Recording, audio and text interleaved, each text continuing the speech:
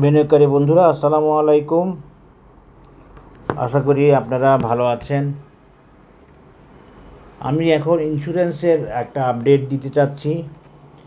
তা আপনারা অনেকে ইন্স্যুরেন্স নিয়ে একটু হতাশ হয়ে পড়ছেন বা ইন্স্যুরেন্স প্রাইস হারাইছে, এই জন্য আপনাদের মধ্যে ফ্রাস্ট্রেশন বা প্যানিক বা টেনশন কাজ করতেছে, আমি জানি। দেখেন, আসলে এই বাজারটা তো এমনই, এখানে প্রাইস ছাড়বে আবার প্রাইস উঠবে, এভাবে আপনি লং টার্গেট এবং লং প্ল্যানে আপনি চাইলে আগাইতে পারবেন। কিন্তু মাঝে মাঝে কোন জায়গায় গিয়ে বাজার কারেকশন হবে, এটা কতটুকু হবে এটা তো অ্যাডভান্স বলা যায় না। যেমন ধরেন, এমন হইতে পারে 3টে ক্যান্ডেলেই ইন্স্যুরেন্সের কারেকশান শেষ হওয়ার ছিল, এরপর একটা গ্রিন ক্যান্ডেল করলে আরও 2টা হলো। কারণ কি, আসলে তার কারেকশান শেষ হয়নি, এই জন্য সে আবার নিচে নেমে আসলো। তো এইটা তো আগে থেকে বলা যাইতো না, বলা যায় না বা বোঝা যায় না। হ্যাঁ, 58 গেছে, 58 থেকে একটা কারেকশান হতে পারে, এটা বলছিলাম তখন যে এটা হয়তো বড় কিছু হবে না, বড় কিছু হবে না, কেন ইন্স্যুরেন্সের প্যাটার্নটা ভিন্ন, ইন্স্যুরেন্সের টার্গেটটা ভিন্ন। ইন্স্যুরেন্স বেসিক্যালি একটা ট্রেন লাইনে আসে, আপনারা দেখেন, আমি দেখাচ্ছি। এই ইন্স্যুরেন্সগুলোতে এই ট্রেন লাইন বেসড তার মুভমেন্ট, এই যে দেখেন, একটা ট্রেন লাইন বেস ইন্স্যুরেন্স আসে, এবং এই ট্রেন লাইন বেস থাকার কারণ আছে, কারণটা হচ্ছে টেকনিক্যাল। এই ট্রেন লাইন বেস ইন্স্যুরেন্স কেন আছে জানেন?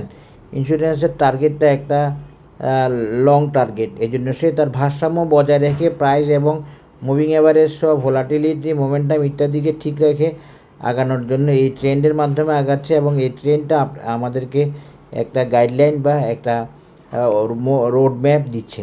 কিন্তু এই ট্রেন্ডের বাইরে আমি গতকাল যেটা দেখাইছি আপনাদেরকে, যে এখানে একটা সাপোর্ট ছিল, ইন্স্যুরেন্সের প্রত্যেকটা সাপোর্ট ওকে হয়েছে বলছিলাম, লোয়ার লো, সেই সাপোর্টটা কিন্তু এবারে ভেঙে ফেলছে। তো এটা ভেঙে ফেলছে কেন? ইন্স্যুরেন্স এত দরকারি সাপোর্ট এতদিন যেটা কখনো ভাঙে নাই, কারণ হচ্ছে যে ওর প্রয়োজনে, ওর কারেকশানের প্রয়োজনে যা প্রয়োজন তাই করবে প্রাইস বা বাজার। কারেকশানের প্রয়োজনে যা করা প্রয়োজন তাই করে বা তাই করবে বাজার। দেখতে পাচ্ছেন তো বাজারের কারেকশান কীভাবে হচ্ছে। এই 2 দিনে 70 মারছে, আর একটা সময় যখন কারেকশানের কথা বলতেছিলাম কেউ বিশ্বাস করতে চাচ্ছিল না। এরপরে আসেন, দেখেন ইন্স্যুরেন্সের ভলিউমটা দেখেন।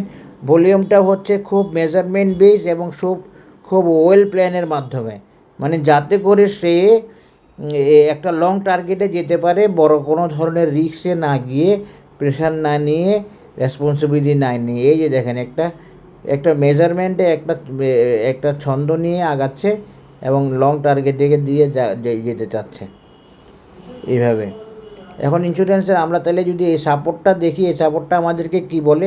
এই সাপোর্টটা বলে ইন্স্যুরেন্স এখন সাপোর্ট আছে, এখান থেকে কারেকশানের সম্ভাবনা কম, আশা করি আপনারা দেখতে পাচ্ছেন। কিন্তু আমরা যদি ইচিমুকো দিই, দেখবো ইচিমুকোর কুজেনসেনে আসে ইন্স্যুরেন্স, কিন্তু কুজেনসেনের চেয়ে সামান্য নামছে।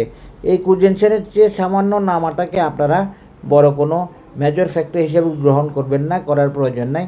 এটাকে অনেকটা কুজেনসেন লেভেলে আসে বললে হয়ে যাবে, কারণ সাপোর্ট কোনো নির্দিষ্ট পয়েন্ট না, সাপোর্ট হচ্ছে একটা লেভেল। আমি যেখানকার লেভেলের মতো দেখাই, দেখবেন যে কুজেনসেনের মধ্যেই প্রাইস রয়ে গেছে বা সাপোর্টের মধ্যে প্রাইস আসে। এইটা হলো কুজেনসিয়ান দিয়ে দেখলে ইন্স্যুরেন্সের সাপোর্ট। এবং ইন্স্যুরেন্স এটা কেন করলো, কেন করতেছে?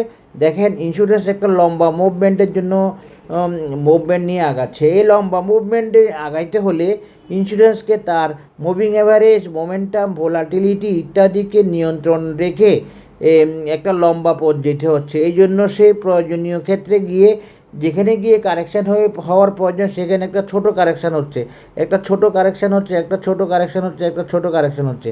এই কারেকশান কিন্তু ইন্স্যুরেন্সের টার্গেট মিট বা ইচুমুকু দিয়ে, আমি যেরকম এই যে আমি যেরকম ব্যাংক কিংবা টেক্সটাইল কিংবা আইটি কিংবা ইঞ্জিনিয়ারিংকে দেখাইছি, ফিবোনাচি দিয়ে ইন্স্যুরেন্সকে সেরকম দেখানোর সুযোগ নাই, সেরকম বোঝানোর সুযোগ নেই। ইন্স্যুরেন্সের রাউন্ডিং বটম বোঝানোর সুযোগ আছে, এই যে রাউন্ডিং বটম, এই যে আপনারা রাউন্ডিং বটম দেখতে পাচ্ছে। আর এখানে আমরা দেখতে পারি ইন্স্যুরেন্সের রিট্রেসমেন্ট কত হয়েছে শর্ট টার্মে, খেয়াল করবেন। এই যে শর্ট টার্মে ইন্স্যুরেন্সের রিট্রেসমেন্ট হয়েছে, আমরা যদি বলি যে এইটা বডি সহ দেখালে 0.50 লেভেল পর্যন্ত রিট্রেসমেন্ট হয়েছে। এখন একটা কথা বলে রাখি, আমি আপনাদেরকে কিন্তু বলছি, আপনারা যদি কারেকশান দেখেন, আপনার শেয়ার কমে যাইতে দেখেন, আপনারা তখন সেল দিবেন। এটা তো আর যার যার নিজস্ব ব্যাপার। হ্যাঁ, সেল দেওয়া না দেওয়া, কিনা না কিনা, সব তো নিজস্ব ব্যাপার, নিজস্ব সিদ্ধান্ত। এখানে তো আমার কোনো ইয়ে নাই, কোনো নাও নাই হাও নাই এরকম। আমি তো জাস্ট টেকনিক্যাল অ্যাজাম্পশন অ্যানালিসিস দিয়ে যাচ্ছি। হ্যাঁ, 3 দিন কারেকশানের পরে ইন্স্যুরেন্স উঠবে ভাবছিলাম, এবং সেদিন সে গ্রিন ক্যান্ডেল করছিল, কিন্তু সে আবার নিচে নামিয়ে গেছে। নিচে নামিয়ে গেছে কেন? আসলে তার নিচে নামার প্রয়োজন ছিল, তার আরেকটু মুভিং অ্যাভারেজকে কমিয়ে আনার প্রয়োজন ছিল, এই জন্য সে নিচে নেমে গেছে। এখন দেখেন, আমি যদি ফিবোনাচি দিয়ে দেখি ইন্স্যুরেন্সের রিট্রেসমেন্ট লেভেল কত, 0.50 লেভেল। এই 0.50 লেভেল যদি আমরা দেখাইতে চাই, বা আমরা যদি এইটা দিয়ে এখন আমাদের নেক্সট টার্গেট ইন্স্যুরেন্সের কত সেটা দেখাতে চাই, আমরা কি পাবো?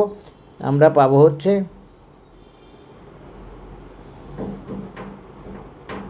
এই যে 63।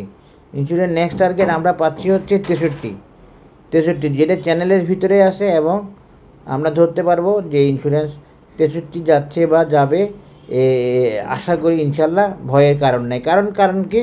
কারণ হচ্ছে ইন্স্যুরেন্স এমনভাবে আগাচ্ছে, সে তার মেজারমেন্টের ঠিক রাখছে, এবং ওই মেজারমেন্টের প্রয়োজনেই এই 3-4 দিনের একটা কারেকশন হয়েছে। কারেকশানটা একটু বড় হইতে পারে, কারেকশানে কিছু শেয়ার বড় কারেকশান হতে পারে, কিন্তু আলটিমেটলি ঘুরে দাঁড়ানোর জন্যই এই কারেকশান।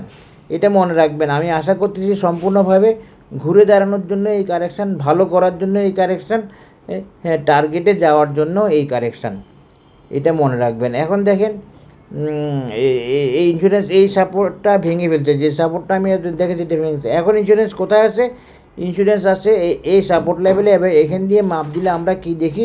ইন্স্যুরেন্সের নেক্সট টার্গেট কত? 63 লেভেল। অন্তত নেক্সট টার্গেট 63 লেভেল, যেটা চ্যানেল দিয়ে আমি দেখাচ্ছি এবং চ্যানেলের মধ্য দিয়ে দেখানো যাচ্ছে। এই 63টা কীভাবে যাবে সে দেখেন, 63টা যাবে সে কীভাবে?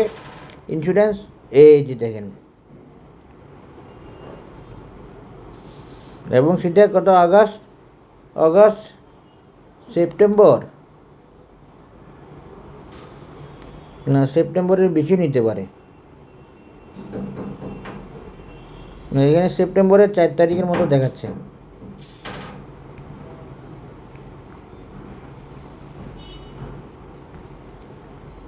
যদি এই প্যাটার্ন ধরে রাখে, ইন্স্যুরেন্স এই লেভেলে যেতে বেশি সময় নিচ্ছে না, এবং 63 যেতে বেশি সময় নিচ্ছে না। সেটা হইতে পারে কত? 6 সেপ্টেম্বর হইতে পারে। আশা করি আপনারা বুঝতে পারছেন। এটা হচ্ছে ইন্স্যুরেন্সের নতুন আলোচনা, নতুন ব্যাখ্যা, বিশ্লেষণ। এছাড়া আমি এখন আপনাদেরকে দু একটা জিনিস দেখাবো, যেটা আপনাদের কনফিডেন্স বাড়াবে, এবং ইন্স্যুরেন্স যে আসলে তার পথ হারায় নাই, তার পজিশন হারায় নাই, সেটা একটু দেখাতে যাচ্ছি। এই যে সাপোর্টটা তো দেখাইলামই, সাপোর্টটা তো এইভাবে দেখাইলামই আপনাদেরকে। এরপরে আমি একটু অন্য টাইম ফ্রেমে গিয়ে ইন্স্যুরেন্সের সাপোর্ট রেজিস্ট্যান্সগুলো দেখাবো। যেমন ধরেন, আমি যদি এখন ইচিমোকু দিই, এবং ইচিমোকুতে দেখতেছি কুজেনসেনের প্রায় কাছাকাছি আছে ইন্স্যুরেন্স, এবং ক্লাউড দেখেন, ক্লাউডের মধ্যে তেমন কোনো ডেভিয়েশন বা তেমন কোনো প্রবলেম এখনও তৈরি হয় নাই ইন্স্যুরেন্স সেক্টরে। শুধুমাত্র সামান্য একটু চেঞ্জ আসছে, আর তেমন কিছু নাই। এরপরে দেখেন উইকলিতে আমরা যদি দেখি, উইকলির ক্লাউড দেখেন ফুললি আপিস, এবং উইকলিতে দেখেন ইন্স্যুরেন্স এখনও এই যেটা ইম্পর্টেন্ট, ইন্স্যুরেন্স এখনও এই টানকেনসেনের সাপোর্টে আছে। টানকেনসেনের সাপোর্ট ভেঙে একদম নেমে গিয়ে যায় নাই বা নেমে আসে নাই। এই যে কারেকশানটা ইন্স্যুরেন্সের এই বুলিশনেস ধরে রেখে ভারসাম্যপূর্ণ মুভমেন্টের জন্য প্রয়োজন হচ্ছে। এগুলো বুঝতে হলে আপনারা টেকনিক্যাল অ্যানালাইসিস শিখবেন। আমার অ্যানালাইসিস শুরু হবে সেপ্টেম্বরের 14 তারিখে ইনশাল্লাহ। আমার অ্যানালাইসিস কোর্স শুরু হবে, টেকনিক্যাল অ্যানালাইসিস কোর্স শুরু হবে 14 তারিখে সেপ্টেম্বরের। যারা আগ্রহী তারা যোগাযোগ করবেন। এই যে দেখেন, ইন্স্যুরেন্স একটা টানা লম্বা মুভমেন্ট করছে। ইন্স্যুরেন্স এই টানা লম্বা মুভমেন্টটা কীভাবে করছে, কেমনে সম্ভব হলো? এই মাঝে মাঝে তার কারেকশানগুলো তাকে এই টানা মুভমেন্ট করার জন্য সহায়তা করছে। এই যে রেড ক্যান্ডেলগুলো মাঝে মাঝে দেখতে পাচ্ছেন, এগুলো নিয়ে ইন্স্যুরেন্স আগাচ্ছে, এবং ইন্স্যুরেন্স আসলে আশা করি ইনশাল্লাহ এই রাউন্ডিং বটমে থেমে যাবে না। এটা একটা সামনে এগিয়ে যাওয়ার, আরও ভালো করার আর কারেকশান। ইনশাল্লাহ আশা করি আপনারা বুঝতে পারবেন, আশা করি ইনশাল্লাহ 2-1 দিনের মধ্যে।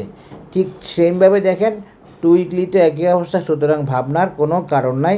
তবে হ্যাঁ, প্রাইস হারাইছে, আপনারা প্রাইস হারানো দেখলে যদি মনে করেন যে কারেকশান হবে, সেল দিবেন। তো আমি তো কারেকশানের কথা বলি নাই, কিন্তু আমার প্রত্যেকটা অ্যানালিসিস তো ওকে নাও হতে পারে। আপনারা যদি বাজারে কারেকশান দেখেন সেল দিবেন, আপনার প্রফিট থাকলে প্রফিট নেবেন, এটা তো সম্পূর্ণ আপনার নিজের সিদ্ধান্ত। আর যারা সাহসী, যারা long term long target meet করতে চায় ইনভেস্টর, তারা তাদের সিদ্ধান্ত নেবে, এই আর কি। তা আশা করি বুঝতে পেরেছেন টেকনিক্যাল অ্যানালিসিস অফ ইন্স্যুরেন্স। আজকে এখানে শেষ করছি। এখানে কোনো আবার